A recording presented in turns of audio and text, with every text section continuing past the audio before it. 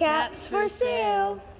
A tale of a peddler, some monkeys, and their monkey business. Told and illustrated by Esphyr Slobodkina. Once there was a peddler who sold caps, but he was not like an ordinary peddler carrying his wares on his back. He carried them on top of his head. First, he had his own checked cap, then a bunch of gray caps, then a bunch of brown caps, then a bunch of blue caps, and on the very top, a bunch of red caps. He walked up and down the streets, holding himself very straight, so as not to upset his caps. As he went along, he called, "Caps! Caps for sale! 50 cents a cap!" One morning, he couldn't sell any caps. He walked up the street, he walked down the street, calling, "Caps! Caps for sale! 50 cents a cap!" But nobody wanted any caps that morning.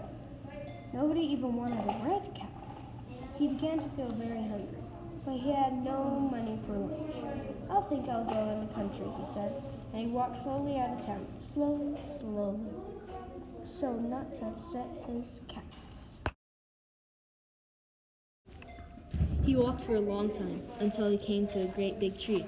"That's a nice place for a rest," thought he, and he sat down very slowly under the tree and leaned back little by little against the tree's trunk so as not to disturb the caps on his head. Then he put up his hand to feel if they were straight. First his own checked cap, then the gray caps, then the brown caps, then the blue caps, then the red caps on the very top. They were all there, so he went to sleep. He slept for a long time. When he woke up, he was refreshed and rested. But before standing up, he felt with his hand to make sure his caps were in the right place. All he felt was his own checked cap.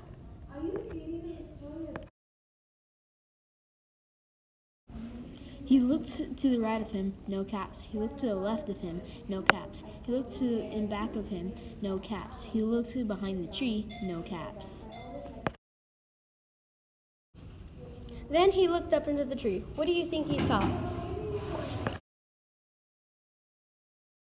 On every branch sat a monkey. On every monkey was a gray or brown or blue or red cap.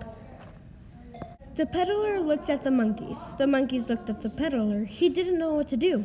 Finally, he spoke to them. "You monkeys, you," he said, shaking a finger at them. "You give me back my caps." But the monkeys only shook their fingers back to him and said, "Zzz." This made the peddler angry, so he shook both hands at them and said, "You monkeys, you give me back my caps." But the monkeys only shook both their hands back at him and said, "Zzz, zzz, zzz." He felt quite angry and stamped his foot, and he said, "You monkeys, you better give me back my caps." But the monkeys only stamped their feet back at him and said,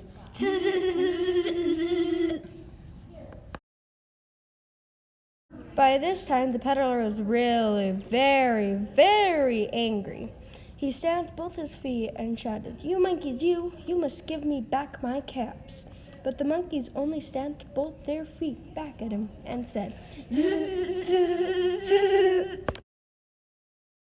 At last he became so angry that he pulled off his own cap, threw it on the ground, and began to walk away. But then each monkey pulled off his cap,